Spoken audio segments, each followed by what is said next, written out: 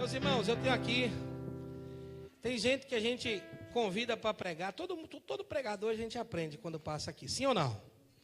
Mas tem aqueles que a gente gosta de ouvir. E esse aqui é um. Faz tempo que eu não ouço. É jovem, pregador, pastor de igreja, né? E já recebeu algumas igrejas, já pastoreou. É um amigo das antigas. E eu tenho a honra de recebê-lo aqui na nossa igreja hoje. Amém, meus irmãos? Como é que a gente recebe o homem de Deus aqui com um brado de vitória para Cristo Jesus, o nosso Senhor, né? Pastor Janderson Martins.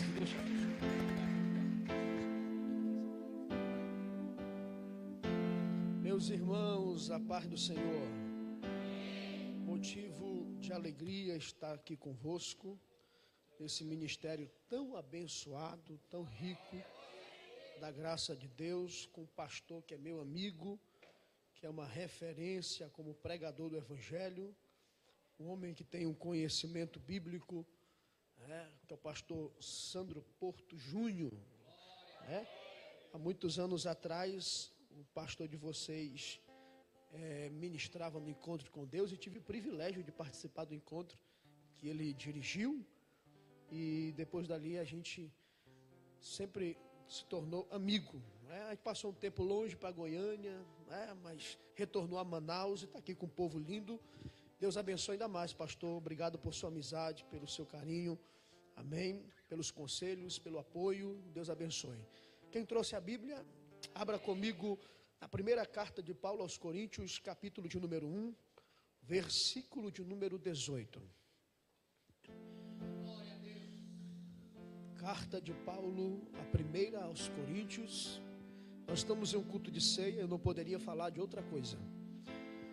1 Coríntios capítulo 1, versículo 18 em diante. Aleluia. Primeira carta de Paulo aos Coríntios, capítulo 1, é o versículo 18. Quem achou, diga amém. Acompanhe comigo a leitura, nos diz assim: porque a palavra da cruz é loucura para os que perecem, mas para nós que somos salvos é o poder de Deus. Vamos repetir essa leitura? Vamos lá. Porque a palavra da cruz é loucura para os que perecem, mas para nós que somos salvos é o poder de Deus. Porque está escrito, versículo 19: destruirei a sabedoria dos sábios e aniquilarei a inteligência dos inteligentes. Onde está o sábio? Onde está o escriba? Onde está o inquiridor deste século? Porventura não tornou Deus louca a sabedoria deste mundo? Versículo de número 27, nos diz assim: mas Deus escolheu as coisas loucas deste mundo para confundir as sábias. E Deus escolheu as fracas deste mundo para confundir as fortes. E Deus escolheu as coisas vis deste mundo e as desprezíveis e as que não são, para aniquilar as que são, para que nenhuma carne se glorie perante Ele. Amém? Pai, em nome de Jesus, fala conosco. Nós estamos aqui para ouvir a Tua voz. Nos fala, Senhor, no íntimo. Trata com os nossos corações. Nós estamos prontos para ouvir, Senhor, no nome de Jesus. Amém e amém. Sentem glorificando a Deus. Olha aqui para mim, Paulo escrevendo à igreja que estava em uma cidade chamada de Corinto. Esta cidade, meus irmãos, é uma das cidades mais antigas. Alguns estudiosos vão dizer que ela foi colonizada cerca do ano 5 a 6 milênios antes de Cristo. Era uma cidade clássica, ou seja, era estabelecida ali como uma cidade de comércio. Os navegantes passavam por ela. Era uma cidade onde o curso do comércio passava por Corinto. Corinto era uma cidade que tinha religiões profanas. O historiador vai dizer que existia em Corinto cerca de 1000 sacerdotisas que cultuavam a deuses pagãos com a sua prostituição. Esta era a cidade, uma cidade formada por ricos, navegantes, comerciantes. Porém, a igreja que estava em Corinto foi fundada pelo próprio apóstolo Paulo, cerca do ano de 52 a 53 depois de Cristo. Paulo vai residir ali por cerca de 18 meses. E ali ele vai estabelecer essa igreja naquele lugar. Era uma igreja a qual Paulo também deixou ali um homem chamado Apolo. Como Corinto era uma cidade influenciada pelos gregos, e os gregos eram fascinados por uma boa filosofia, os gregos amavam uma boa oratória, os gregos eram admiradores de um grego abalizado, das histórias de filósofos que fizeram a história. Na realidade, Corinto, a igreja de Corinto passou a absorver o costume grego daquela cidade. A igreja de Corinto era uma igreja cheia de conflito. Mas antes disso, Corinto era uma igreja que os pregadores de hoje amariam pregar dentro dela. A igreja de Corinto é uma igreja que a maioria dos denominados cristãos seriam atraídos até ela. Por quê? Porque Corinto se dizia ser uma igreja espiritual. Corinto se dizia ser uma igreja, esse termo não existia na época, mas se fosse hoje, aparecia uma igreja extrapentecostal. Por quê? No capítulo 1 de 1 Coríntios, versículo 7, vai nos dizer o texto, que Paulo diz: nenhum dom vos falta. Corinto, segundo Paulo, tinha todos os dons espirituais que uma igreja poderia ter. Corinto era um culto totalmente cheio de manifestações de dons. A Escritura vai nos dizer que os conflitos em Corinto estavam sendo por causa de um alto orgulho. Se você for ver na sua Bíblia, o conflito começou em admiração dos seus ministros. Corinto, ele tinha orgulho dos seus ministros. Se você ver o capítulo 1, 2, 3 e 4. Corinto também se orgulhava da liberdade cristã e comia comida oferecida a ídolos na frente dos irmãos fracos e novos convertidos. Isso gerava um conflito. A igreja de Corinto também tinha o orgulho dos seus debates acerca de roupa, acerca do ministério das mulheres, e isso Paulo vai rebater ainda no capítulo 11 a partir do versículo 2. Corinto tinha orgulho também na hora da ceia. A ceia de Corinto não era como essa que nós estamos aqui, que todo mundo espera a ordem do pastor para comer o pão, a ordem do pastor para tomar o cálice. Não, Corinto era o contrário. Corinto, cada um pegava um na frente do outro, sem esperar o outro, e na verdade os pobres nem chegavam até o pão para ceiar. Alguns ficavam sem ceiar e ninguém estava preocupado com isso. Na realidade, esse conflito também estava balizado na disputa dos dons espirituais. No capítulo 12 até o 14, Paulo vai escrever acerca desses dons, e Paulo vai bater categoricamente dizendo: quem profetizar, profetize 1, 2, 3, se calem. E quando profetizar, profetizeis cada um na sua vez. Porque se alguém ouvir e disser assim diz o Senhor, qual dos três é Deus que está falando? Então em Corinto, imagina o culto comigo. Eles realmente não tinham ordem. Se levantava 3 profetas ao mesmo tempo e dizia: assim diz o Senhor, assim diz o Senhor, assim diz o Senhor. Aí o povo ficava: quem é o Senhor dos 3 que está falando? O culto de Corinto era um culto louco. Era o culto que Paulo vai dizer assim, ele mesmo vai falar: eu falo mais língua estranha que vocês, mas quando for falar língua estranha, fale consigo e com Deus. Porque o pregador de Corinto chegava no púlpito e era só língua estranha. Pá, pá, pá, pá, pá, pá, pá. O povo ficava assim: qual é a mensagem? O culto de Corinto era bagunçado, não tinha ordem. E Paulo vai dizer: haja ordem no culto. Deus não é Deus de confusão. Corinto era uma igreja que tinha em si conflitos internos. Agora me escute: O conflito de Corinto estava sendo firmado e discutido pela boa oratória dos seus ministros. O primeiro conflito aparece ainda no capítulo 1, quando Paulo vai dizer assim: nenhum dom vos falta, mas eu ouço da família de Cloe, que chegou até meu ouvido, dizendo que vocês estão divididos. Um diz: eu sou de Paulo, e outro vai dizer: eu prefiro Apolo. E outro vai dizer: não, eu prefiro Pedrão. Pedrão andou com Jesus, o Pedrão foi aquele que era mais chegado com os três. Eu prefiro Pedro. E outro grupo era pior do que os outros três. Dizia assim: não sou nem de Paulo, nem de Apolo, nem de Pedro, eu sou de Jesus. Eu sou de Jesus, eu sou de Jesus.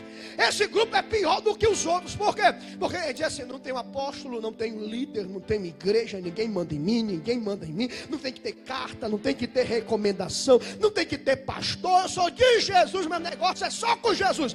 Olha a confusão que estava dentro de Corinto. Um dizendo: eu sou de um, eu sou de outro. E na realidade, aonde estava o orgulho de Corinto? O orgulho de Corinto estava onde? Nos seus ministros. O grupo dizia: eu sou de Paulo. Qual eram as credenciais de Paulo? Paulo vai dizer em Filipenses 3:5 que ele era circuncidado ao 8º dia, da linhagem de Israel, da tribo de Benjamim, hebreu de hebreu, quanto à lei, fariseu, zeloso, perseguia a igreja. Quanto à justiça da lei, eu fui irrepreensível. Corinto admirava Paulo pelas suas credenciais, pelos seus talentos. O segundo grupo vai dizer: não, eu prefiro Apolo. Quem foi Apolo? A história de Apolo vai aparecer em Atos capítulo 18, no versículo 24, quando Apolo chega em Éfeso. Quando Apolo chega em Éfeso, me escute por favor, Apolo, ele vem da linhagem de estudiosos da Alexandria.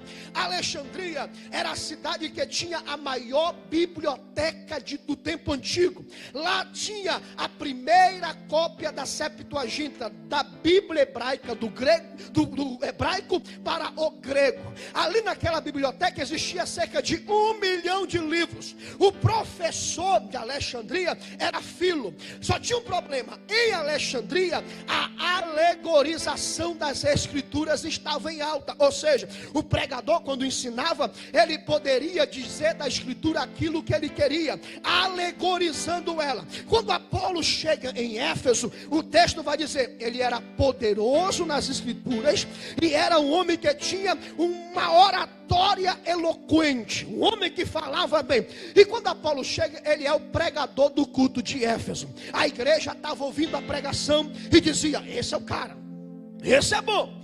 Aí tinha um casal, Áquila e Priscila, sentado. A Priscila cutucou Áquila e disse assim: pregador bom, ele tem conhecimento, mas falta uma coisinha para ele. Ele ainda não conhece Jesus. Escute, todo pregador sempre tem que ser humilde para aprender.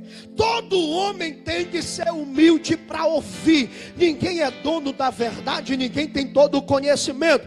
Quando termina o culto, Priscila chega para Apolo e fala assim: Apolo, vamos lá em casa tomar um cafezinho, eu quero te falar acerca das escrituras. Aí Apolo vai. Apolo, poderoso nas escrituras, vai sentar para aprender com uma mulher. E quem não senta para aprender, que não se levante para ensinar. Apolo vai sentar, a mulher vai ensinar e dizer: você conhece o batismo com o Espírito Santo? Não, eu só conheço até o batismo de João Batista. E ela começou a falar de Cristo nas escrituras. E Apolo, depois dali, vai chegar em Corinto preparado, cheio de boa oratória. E os corintos vão ficar impressionados com o seu conhecimento. Quem era Pedro? Pedro, discípulo de Jesus, o cabeça dos 12, era pescador, foi levado até Jesus, foi transformado em pescador de homens, estava na transfiguração. Jesus disse: eu sou o Cristo, diretamente a ele, que deveria morrer. Foi chamado do apóstolo da circuncisão.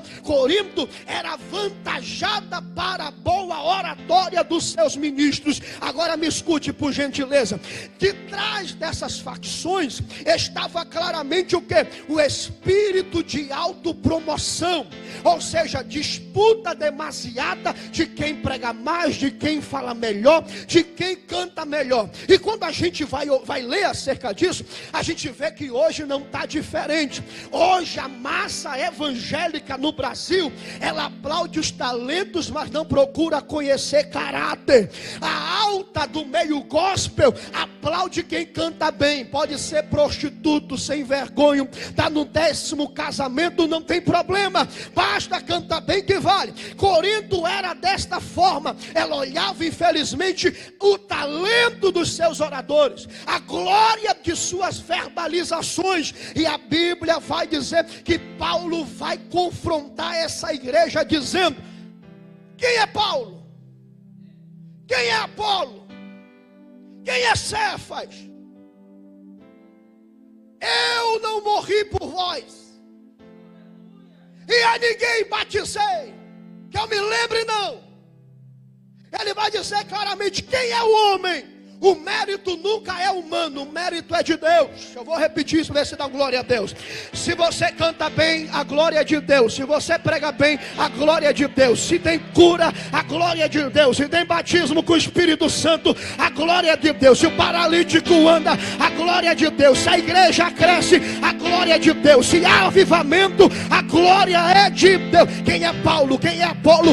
A glória é daquele que vive e reina para todo sempre. Paulo não havia batizado ninguém em Corinto.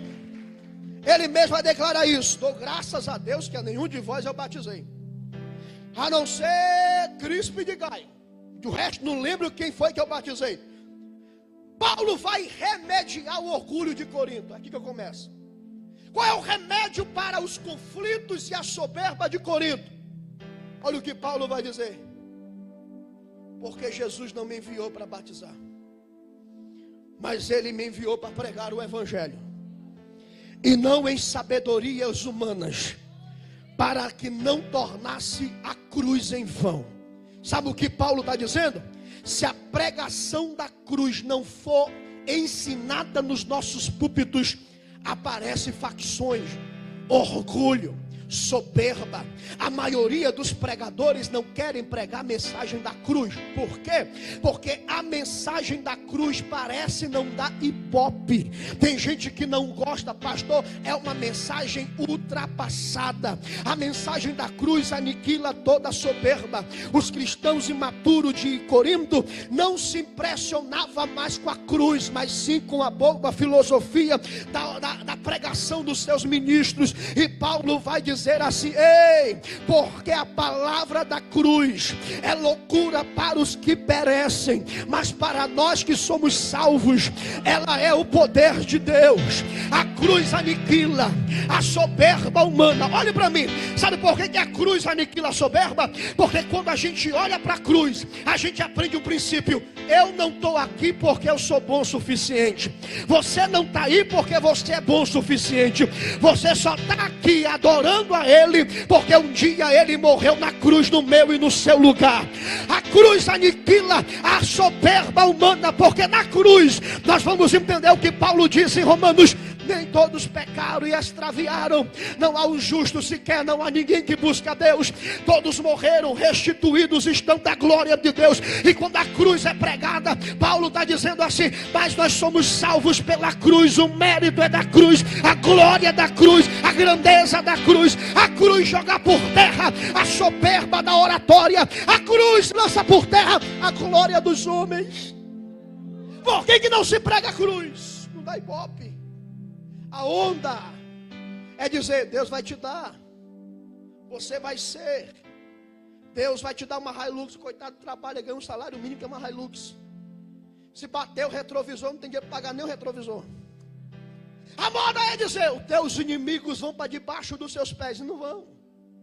Deus vai te colocar por cima e você vai pisar. Não é isso o Evangelho. A cruz aniquila isso, porque a cruz diz assim: Deus amou o mundo de tal maneira que deu o seu Filho unigênito, para que todo aquele que nele crê não pereça, mas tenha vida eterna. Eu não sou salvo pelos meus méritos, Ele me amou primeiro. Quantos acreditam que Ele te amou primeiro? Levante as duas mãos para cima, por gentileza. Segure a mão desse irmão que está do teu lado agora e diga para ele assim: você só está aqui bonito, bem vestido. Você tem o Espírito Santo. Teu nome está escrito no livro da vida. Deus escuta a tua oração. Diga, não é porque tu é bom, não é porque tu é bonito, não é porque tu tem dinheiro. Você só está aqui porque a cruz de Cristo te alcançou. Você só está aqui porque um dia alguém morreu no teu lugar. Oh, glória! A mensagem da cruz aniquila a soberba humana. Ele vai dizer assim, porque a palavra da cruz é loucura, é escândalo para os judeus. Messias morrer é loucura para os gregos. Deus vinha em carne. O gnóstico dizia, não pode vir em carne. Ele morreu na cruz. Loucura. Aí o Paulo vai dizer que Deus destruiu a sabedoria dos sábios. Não existia um sábio na época que entendia que o Messias ia vir humilde. Os sábios diziam, o Messias vem no berço de ouro. Aí Deus vai lá, aniquila a soberba, ele veio na manjedoura. Os sábios, segundo a lei, dizia, ele vai entrar em glória em Jerusalém. Ele vai mandar os discípulos pegar o jumentinho, filho de jumenta. Os sábios diziam, ele vai sentar no trono, mas não tem trono sem cruz. Primeiro a cruz, depois o trono. Deus aniquilou a soberba dos homens. E ele vai dizer, onde está o sábio? Onde está o escriba? Onde está o inquiridor da lei? Por quê? Porque aprove a Deus salvar pela loucura da pregação. Me escute. A mensagem de Cristo é o poder e a sabedoria de Deus. A cruz é a sabedoria de Deus. O texto vai dizer assim, enquanto os judeus pedem sinal e os gregos buscam sabedoria, eu prego Cristo crucificado. A mensagem que nunca se ultrapassa, a mensagem da cruz, ela é mais atual que o jornal de amanhã. Não deve ser tirado os hinos que falam da cruz, as mensagens que falam da cruz, os cultos que visam a cruz. Nós não podemos deixar de anunciar o Cristo crucificado. Por quê? Porque é poder de Deus. A mensagem da cruz, ela vai trazer a aniquilação do que a gente acha que somos. Por quê? Porque Jesus Cristo, ele desceu a escada da humilhação, e isso quebra todo o paradoxo da soberba humana. Paulo vai dizer que mesmo sendo Deus, não teve por usurpação ser igual a Deus, mas tomou a forma de homem, encarnou, veio em carne, e foi servo até a morte, e morte de cruz. Jesus desceu às partes mais baixas. Efésios 4:8 vai dizer que ele subiu, se é também que desceu às partes mais baixas da terra e levou cativo o cativeiro. Deus se fez carne e desceu até a parte mais baixa da terra. Para quê? Para que eu e você estivéssemos aqui essa noite. A mensagem da cruz fala de um Deus crucificado, despido, sangrando, o rosto deformado, o rosto cuspido. Os homens descem daí sendo zombados. A mensagem da cruz para o homem é humilhação, mas para Deus a exaltação. O texto diz que quando eu for levantado, atrairei muitos a mim. A cruz de Cristo é a serpente que Moisés levantou no deserto, porque ele disse assim: assim como Moisés levantou a serpente no deserto, importa que o Filho do Homem seja levantado. A cruz para o homem é humilhação, mas para Deus é a glória da salvação, é o poder do Espírito. O que atrai é a cruz. A cruz de Cristo nos ensina: não há mérito na salvação. O homem não tem mérito ao ser salvo.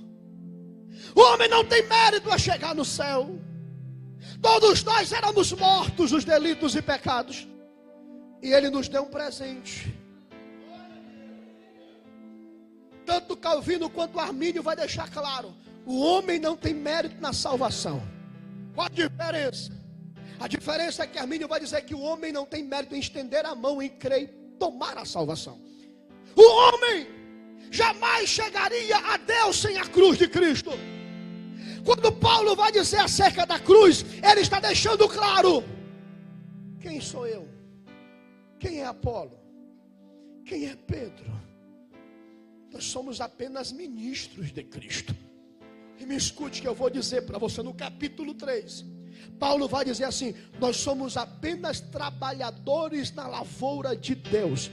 Um planta, outro rega, mas quem dá o crescimento é Deus.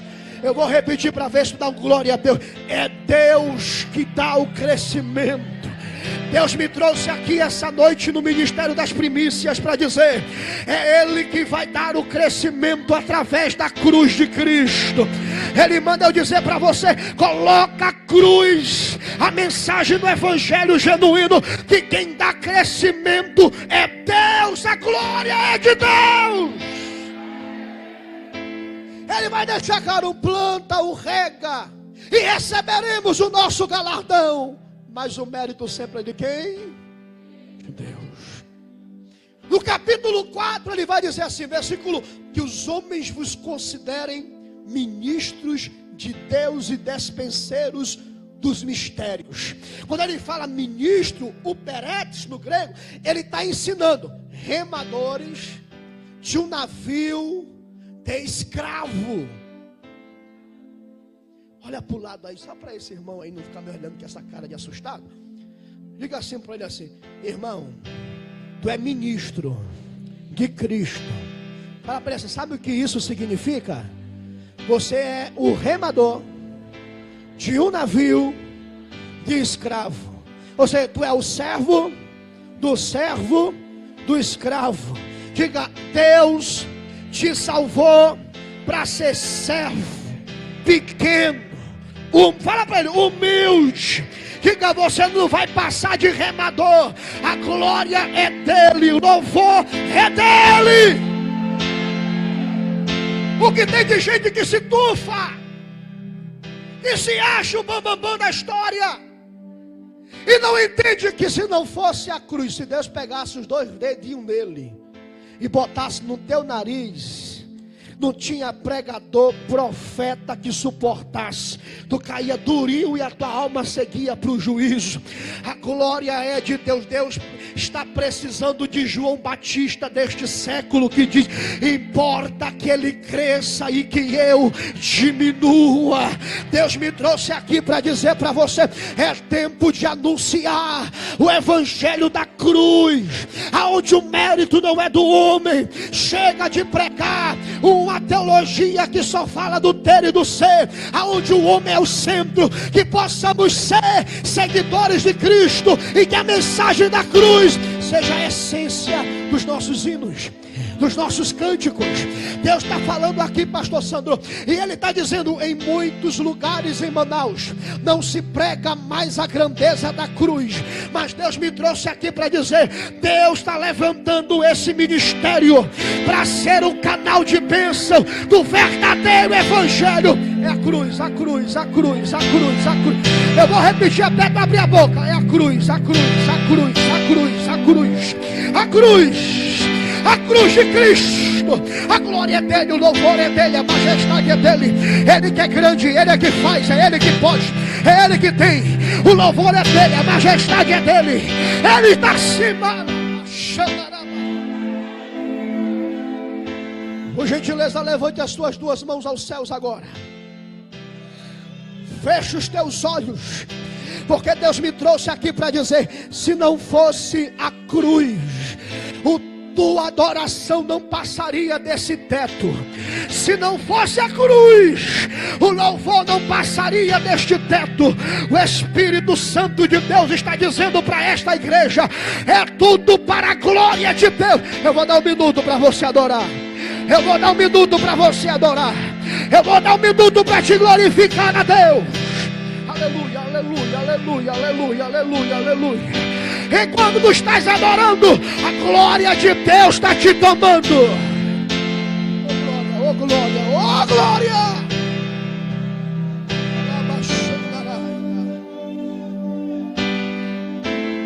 A cruz aniquila a soberba. Não tem lugar para um homem quando a cruz é pregada. Mas deixa eu te contar o mistério.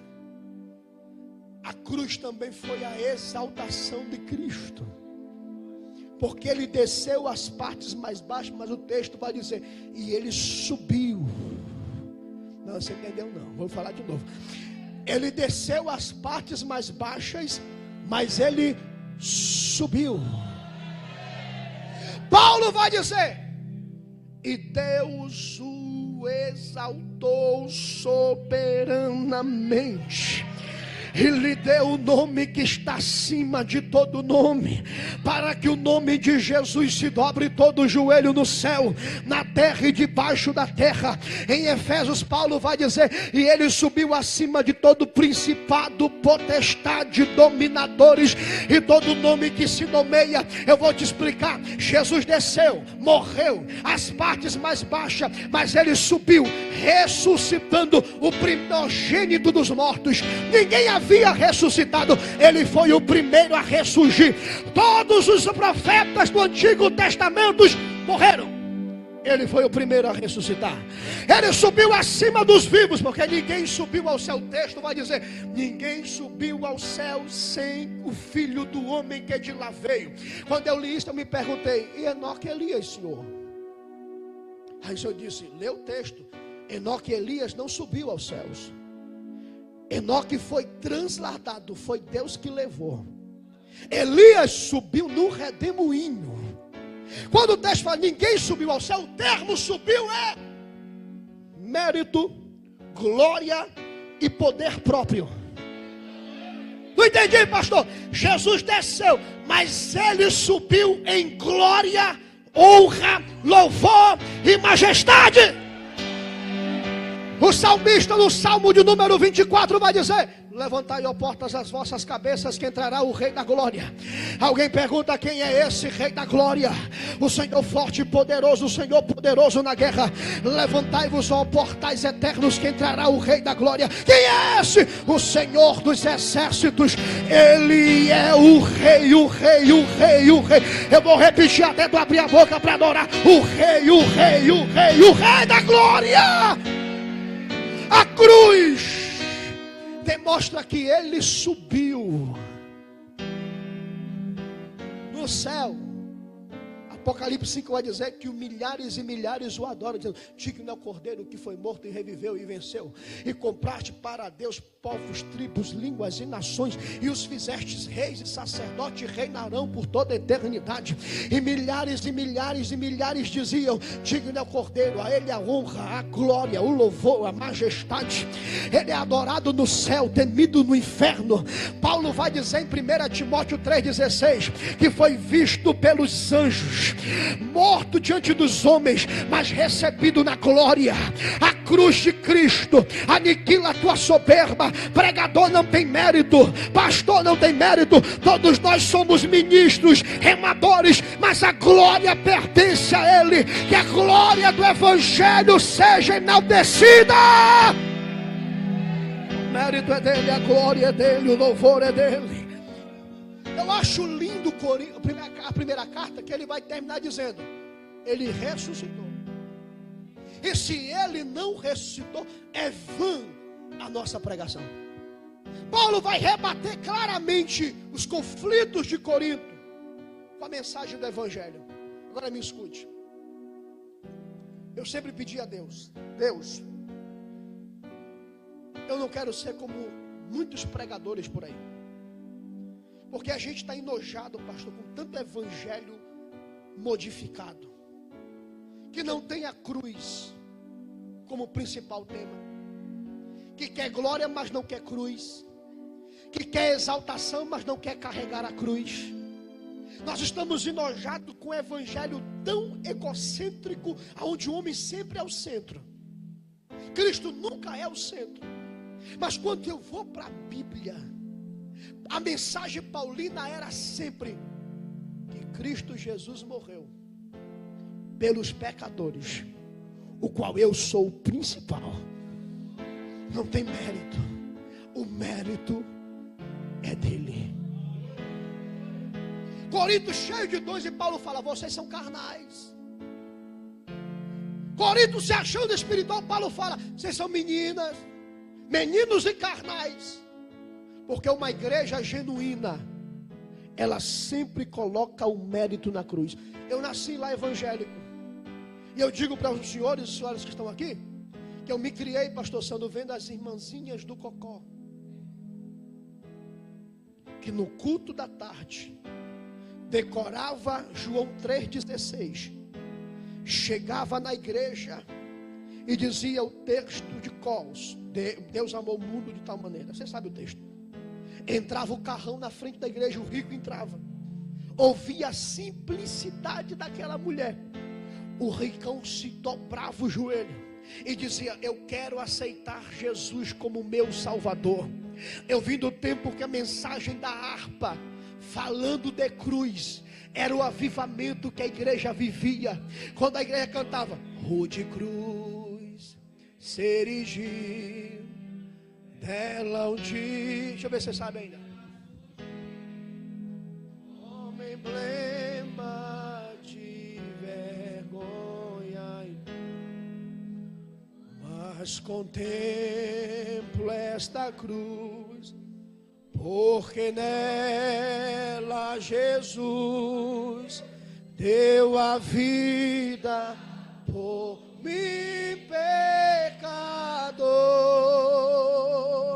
Sim, eu amo a mensagem da cruz, até morrer eu a vou proclamar. Levarei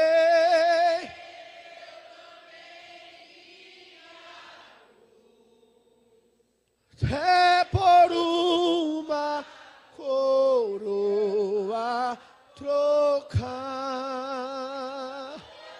Aleluia, aleluia. Por gentileza, levante as suas mãos aos céus, para a gente concluir. Eu te dou um minuto para te exaltar a cruz de Cristo. Eu te dou um minuto para te exaltar a grandeza da cruz. Eu lhe dou um minuto para você dizer: a cruz me constrange a entender que eu não sou nada sem Ele. Eu vou dar um minuto para você abrir sua boca agora e começar a exaltar o Cristo que morreu na cruz do Calvário. Ele te amou, Ele te salvou, Ele te alcançou. Ele é o dono da tua vida. Ele entregou-se na cruz no meu e no teu lugar. Se não fosse a cruz, não tem o Espírito Santo, não teria batismo com o Espírito Santo, não teria sinais, não teria Pentecoste, não teria salvação de vidas, não teria ministério primícias, não haveria pastoração do Porto, não haveria nome escrito no livro da vida. Se não fosse a cruz, não tinha glória a Deus que chegasse do céu, não tinha salvação, não haveria arrebatamento da igreja. A cruz, a cruz, a cruz, ela trouxe a presença de Deus na sua vida. Adore a Ele.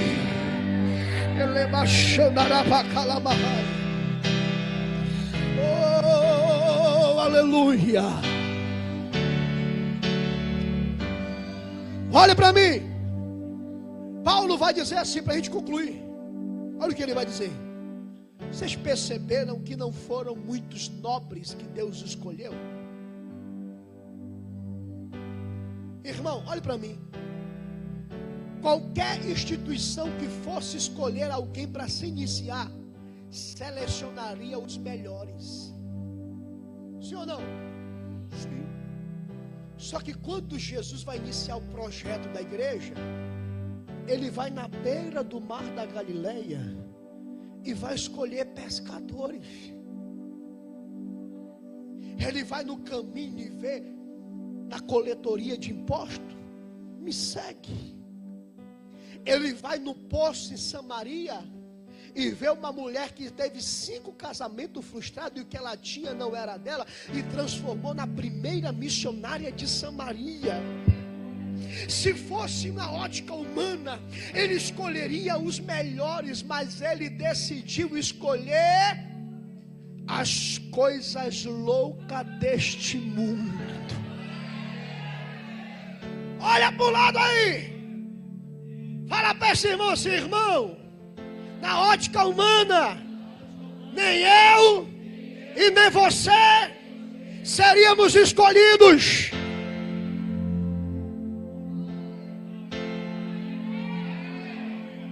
Tem irmão aqui dentro que quando estava no mundo bebia tanto que chutava os cachorros no meio da rua. Tem gente aqui, irmão, que era tão largado no mundo que até os vizinhos diziam: tem jeito não, vai morrer desse jeito, imprestável. Aí Jesus olhou do céu e disse: é esse aí que eu vou salvar.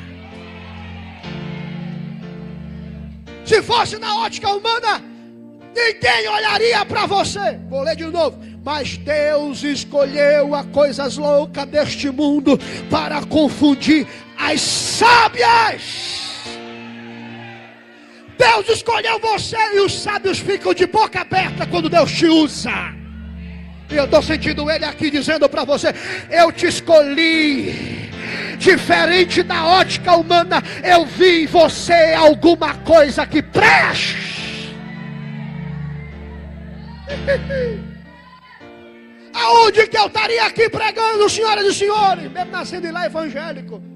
Qual era o meu futuro se não fosse a cruz? Olha o que ele vai dizer mais. Deus escolheu as coisas fracas deste mundo. Barro, pó e cinza. Como eu aprendi um dia, por isso que Deus não enfrenta o diabo, ele tem barro para enfrentar. Deus escolheu as coisas, e Paulo entendia isso, porque um dia ele falará: Deus, Cristo, tira de mim o espinho na carne. Aí Jesus vai lá e fala: Saulo, a minha graça te basta, porque o meu poder se aperfeiçoa na tua fraqueza. Deus escolheu você ainda que você quase igual a palmeira, o vento bate, você vai mas volta de novo. O diabo sabe a tua fragilidade. Ele vai lá, fecha a porta, atribula o marido, atribula a casa. Depois ele vai lá na tua casa ver se tu vai desistir. Aí tu tá lavando a louça, cantando o hino da Chile e Cavalhais. Aí o diabo para e fala: por que que eu não consigo derrotar ela ou ele? Porque Deus escolheu as coisas fracas deste mundo.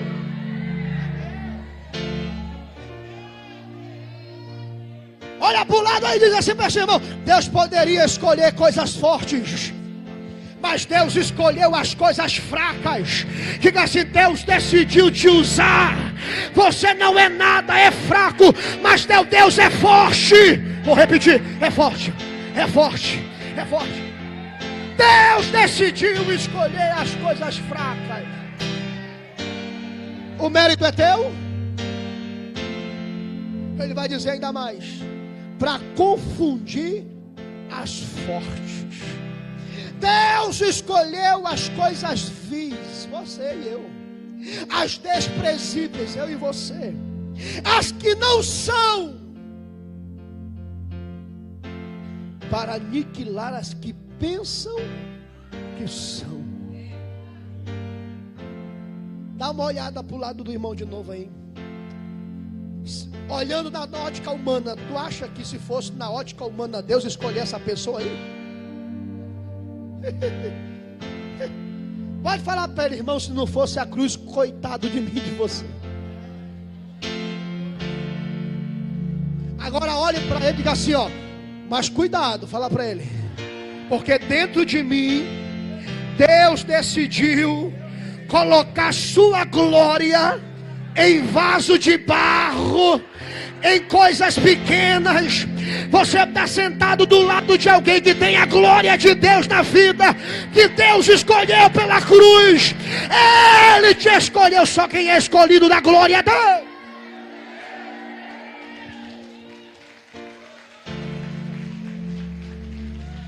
Aí ele vai dizer ainda mais, ó: para que nenhuma carne se glorie, e quem se gloriar, glorie-se no Senhor. Rapaz, eu prego, você pregou demais. Eu não, Jesus. Rapaz, tu canta demais. Eu não, é só a graça de Deus. Rapaz, tu toca demais. Não, não, não. A cruz, a cruz, a cruz, a cruz, a cruz, a cruz, a cruz, a cruz.